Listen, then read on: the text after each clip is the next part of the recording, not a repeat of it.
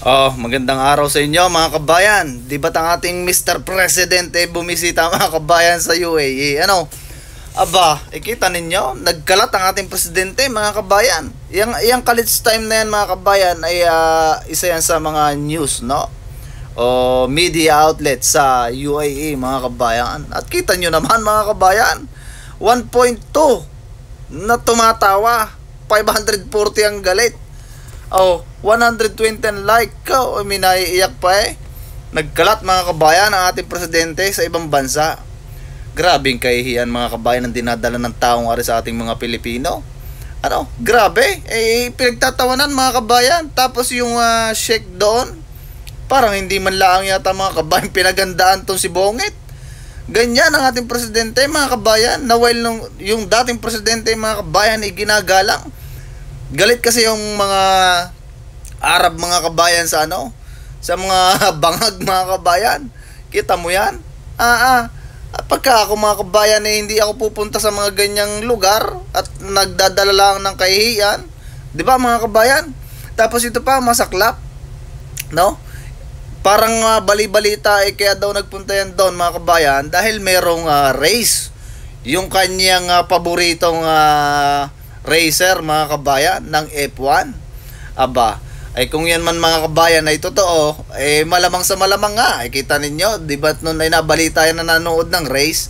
Mahilig kasi mga kabayan sa race yan si Bongit. At nakita ninyo, meron pang simulator yan doon sa Malacanang. Di ba? Sabi mga kabayan ay sa kanya daw anak yon, pero tingin ko mga kabayan kay Bongit yan pagka yung tipong walang ginagawa, tamang race muna mga kabayan, simulator. Diba mga kabayan, nakita nyo ba yung setup na yon? Kita mo, pati luho mga kabayan nandun na.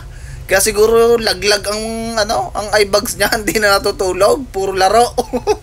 Nakakahiya mga kabayan ang ating presidente. Tunay na hindi mo makakain mga kabayan. Yung comment diyan sa na yan, sa post na yan ng College Times. Ito pa yung isa mga kabayan.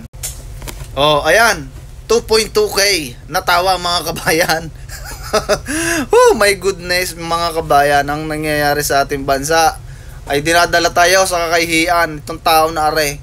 Grabe ang ginagawa ng taong are sa ating mga Pilipino. Noon ay naitaas ang dangal ng mga Pilipino pagdating sa ibang bansa. Ngayon kabayan ay talagang nakadismaya ang nangyayari.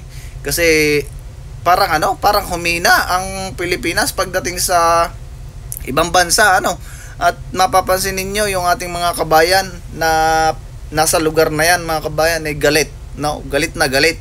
Siyempre nababasa yon mga kabayan ng mga ibang lahi, ng mga Arabo.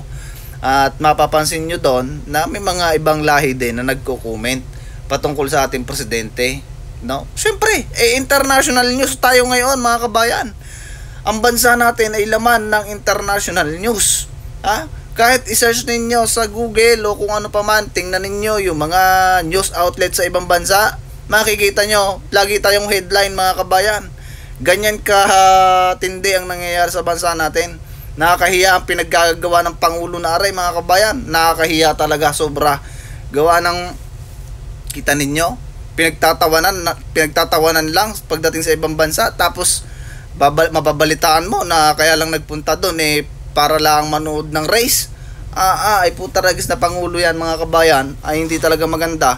Tapos yung mga cronies niya dyan na crocs mga kabayan, pa English pa. So naiintindihan ng mga ibang lahi yung mga nangyayari sa bansa natin. Kaya kaya naman mga kabayan ang ginagawa sa bansa natin, ginagawang katatawanan sa ibang bansa dahil dito sa ating pinuno na mga kabayan, napaka-weak leader talaga. Totoong weak leader mga kabayan. Walang kadating-dating. Hindi man lang siya binigyan ng importansya ng kanyang pinuntahan bansa. Naturingan leader ng Pilipinas. Ganyan itrato. Pag ako talaga ibababa na ako mga kabayan, bababa na lang.